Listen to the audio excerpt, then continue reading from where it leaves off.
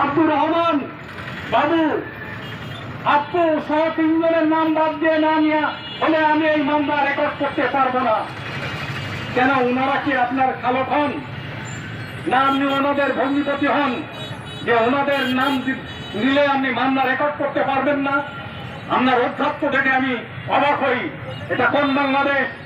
যে বাংলাদেশের জন্য অসংখ্য তরুণ জীবন দিয়েছে সেই বাংলাদেশ, না এটা আর এক বাংলাদেশ?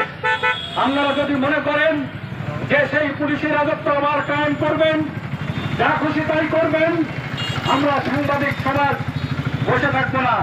আমরা পরিষ্কার ভাবে এখানকার প্রশাসন, বিশেষ করে খুলনার ডিআইজি মহোদয়কে বলতে চাই, ঢাকার আইজি মহোদয়কে বলতে চাই, এই যে এখানকার যে ওসি আছে খালিদুর রহমান, তাকে আগে প্রত্যাহার করুন।